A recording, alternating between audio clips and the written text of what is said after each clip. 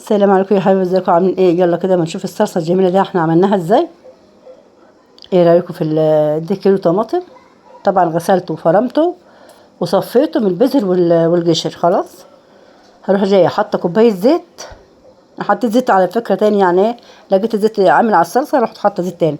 دول يعتبروا 3 معالق سمنه بلدي حلوه على نباتين يعني. فان شاء الله كده ايه هنعمل صلصه معاكم ونشوف احنا هنوفر ايه. دي توفير مطبخ ام حماده، اللي عايز يوفر يعمل الطريقه دي. طيب معانا دلوقتي كيلو ونص بصل. انا بقى ايه طمعت وعملت نص كيلو. ليه؟ البصل لازم يبقى كتير هنا في الطبخه دي، في التسبيكه بتاعت الصلصه دي لازم البصل يبقى كتير. خلاص طبعا في حبه شيلتهم يعني عينتهم لاي طبخه تانية طلعوا وعمل بيها يعني. مش حطيت الكيلو ونص كله، انا سيبت حبه بتاع كوبايه مليان. هنشوح البصل حلو. رجعت تاني وخدت حبه تاني. طب ما عم حماد هتعملوا ايه؟ قولوا ايه، كتروا مش استخسروا. طيب احنا كده هنشوح البصل حبه، مش هنخليه يحمر ولا يبقى دهبي، لا هو يا دوبك بس يتشوح كده، ايه داخل ايه لسه يعني بده يخش في الدهب يعني، تشويحه حلوه كده. خلاص طيب معانا الطماطم ان شاء الله بعد ما البصل يخلص معانا. حطينا الطماطم، شايفين؟ لازم كميه البصل تبقى حلوه، هي اللي هتكتر لي الصلصه، هي والميه. حطينا يا حبايب قلبي معلقه بابريكا مليانه كده زي ما انتم شايفين، حلوه كده، هاي رميا كده مليانه. ومعانا نص معلقه ملح ليمون عشان يحفظ لي الصلصه اللي انا بعملها.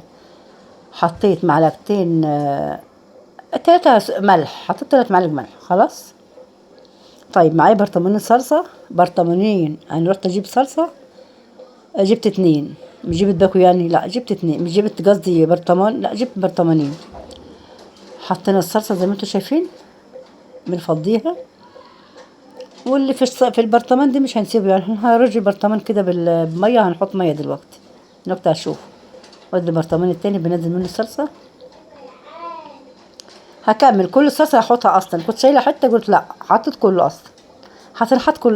هنحط البرطمانين. عايز اعمل البرطمان اعملي، عايز اعمل 2 اعملي، بس المهم الكميه تبقى معاكي حلوه. ماشي. طبعا هنحط حبه ملح، حبه سكر بيحفظ، والملح ليمون بيحفظ، والسكر بيخلي الصلصه حلوه. خلصنا الصلصه، شايفين الجمال؟ عسل. سيبناها لغايه لما تجلد خالص، وايه وطينا عليها وسيبناها خالص لغايه لما تجلد تاكل زي الفل. احنا حطينا عليها حوالي 8 كوبايات، 8 برطمانات او 7 ميه. لما تجلد كده وحلوه واستبكت معايا حطيت عليها الميه، كملت بقى بالميه كده 3. المعلقه وقعت مني وهطلعها وقعت مني في قلب الصلصه، طلعناها. ماشي. دلوقتي احنا حطينا خلصنا الصلصه خلاص. شايفين الجمال؟ شايفين التوفير وشايفين الجمال؟ جمال الصلصه.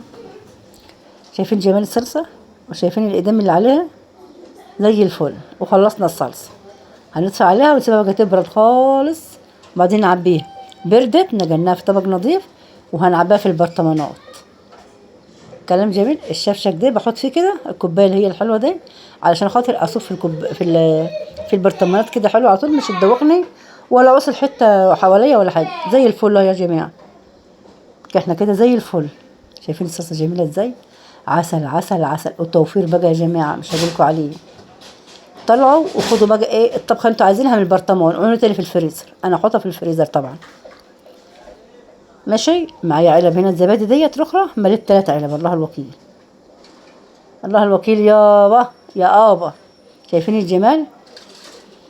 هنجيب البرطمان العلبه اللي هي التانية دي بتاعت الزبادي. اللهم صل على سيدنا محمد. كيلو طماطم و2 صلصه، برطمانين عملوا كام واحده؟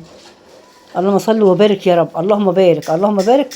كميه حلوه بصراحه، كميه حلوه. انا بحكي لكم كميه جميله بصراحه. انا مبسوطه ان انا عاملاها اصلا. مش تنسوا اللايك والاشتراك يا احلى مشاهدين في الدنيا. لايك جميل بقى لما حماده كده على الصلصه الجميله دي. ويلا يا ست الكل، انتوا الكل كده قوموا كده وعملوا الصلصه الجميله دي ووفروا عندكم في البيت. الطماطم غاليه. مع السلامه يا احلى جماعه.